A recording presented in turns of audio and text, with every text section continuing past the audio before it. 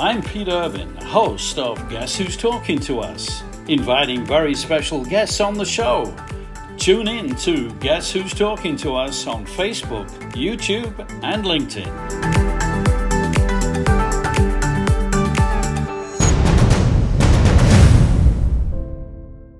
Well, as they say, the dream is over. And of course, that's the FIFA's World Cup. But we have a very special guest who's into soccer, football. Doesn't matter what you call it. But I can tell you, his name is John Pahis. So, John, you were the chair, and you are still the chairman of one of the biggest football get-togethers over 3 days in the whole of Asia, which is called the Thirsty Cup. So it's all credit to you. Well, all credit to my brother Charlie, who really founded this event together with a few friends, maybe about 20 years ago. It's now in its 17th year, but we had to stop for 3 years because of the pandemic. So it was really good to see, 2,500 boys, girls, parents. Oldies, 40 Oldies. I don't know if we even have a grandchild, a dad, and a grandparent who's joining, but it's nice to see a good mix of players. Do you know what was great when we were down there with our crew was to see, as you said, the 5-year-olds running around enjoying it, but the parents, the grandparents, and the friends.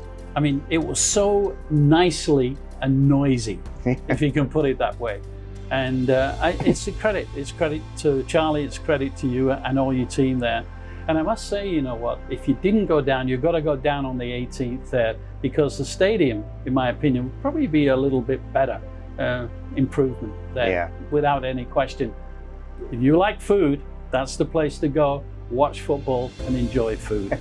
But we really tried to make it a festival atmosphere, you know. Cebu, but you did. We did, very well. And Cebu, as you know, is home to one of the biggest festivals in the country, the Sinulog. Yes. So taking off from the Sinulog, our event happens about a month after the Sinulog. So we tried to create that kind of atmosphere, a lot of music, food. Of course, the games are not 11 aside, not 90 minutes. These are shortened games. But the fact that the children are able to play, we had about 70 teams from outside of Cebu coming. So from all over the Philippines, Manila, even from Mindanao. Because I remember that we bumped into a young guy. I think he was assistant coach, and this was at the week before the event when you had the coaches, the managers get together. And I can say, folks, that is the best way to do any competition. Have the managers, the coaches there prior, read the rules and regulations, and enjoy the day there. But great, you did a great job there. And of course, the 18th is coming up there. Yep.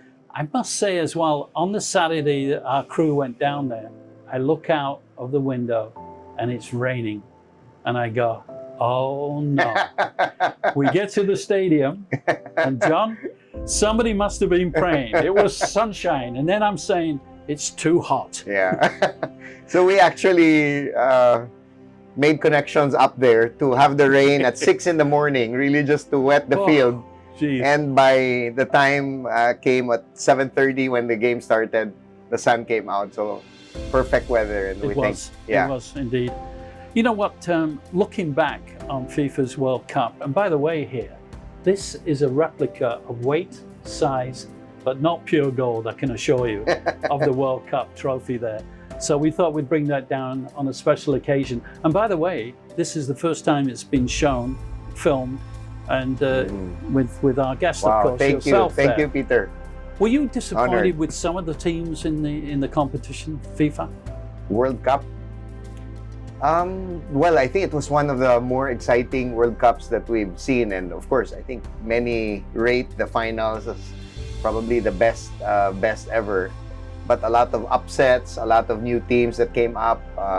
So I think it was pretty exciting as a whole, and very good for the sport. Again, after the pandemic, we cannot discount what happened to us the past 3 years. Of course, all the criticisms on the host country also, but I think they delivered a very good games, at least from us looking at it from YouTube and from not being there.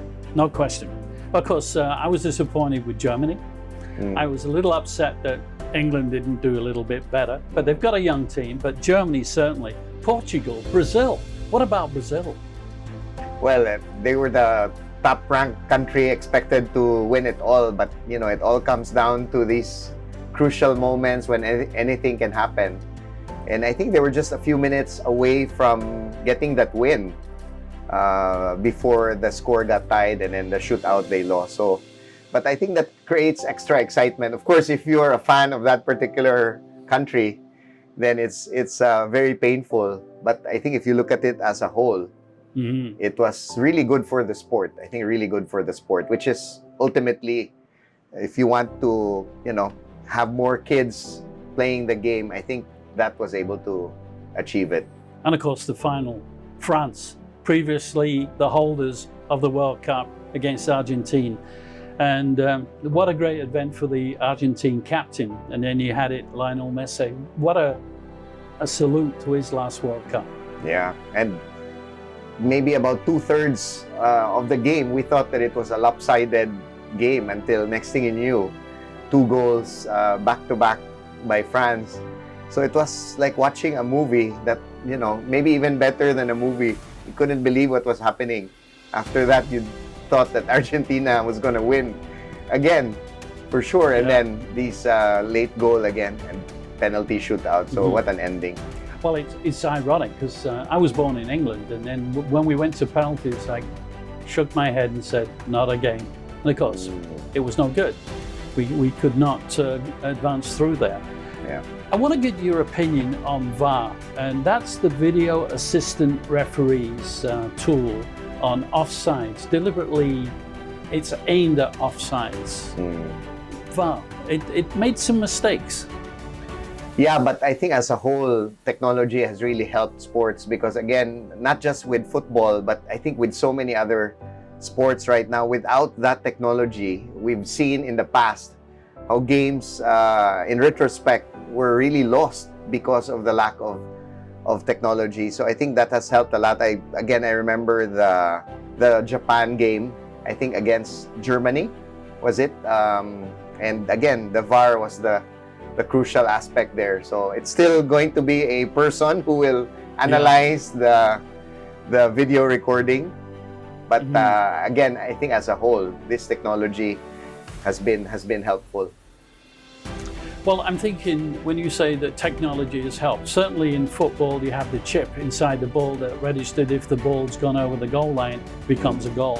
I think of tennis. I mean, how many games were lost because the ball was not correctly identified as being on the line or outside the line? Absolutely. But, a guy like John McEnroe would not, if John McEnroe was playing right now, he probably would not be throwing these tantrums. Yes. Because how can you argue against computers and all these videos? But again, it has really improved the accuracy of officiating. Ronaldo, he signs for 175 million pounds. I need a calculator to do the pesos, but 175 million pounds. He has an entire floor with his entourage there, and he's now with the Saudi League side, Al Nasser. He wants to be the ambassador of football. Sometimes, I thought he was a great player.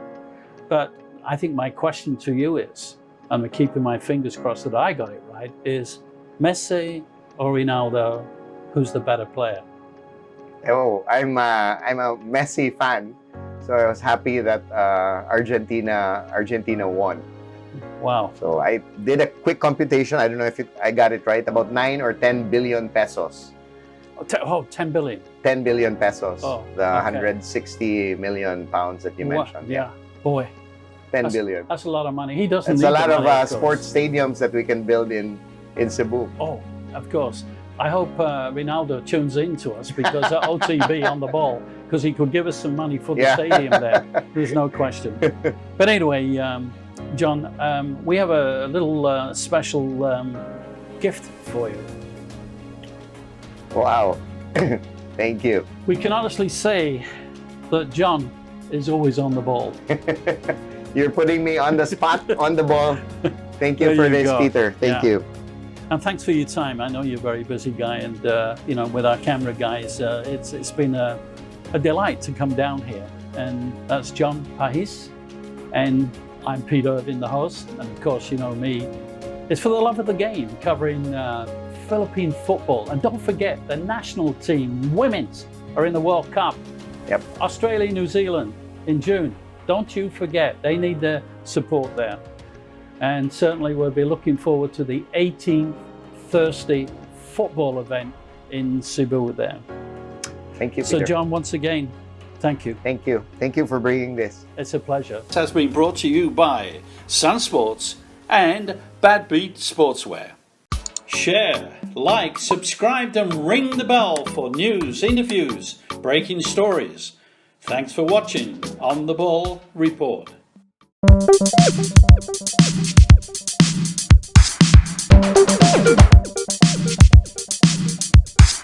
Thank you.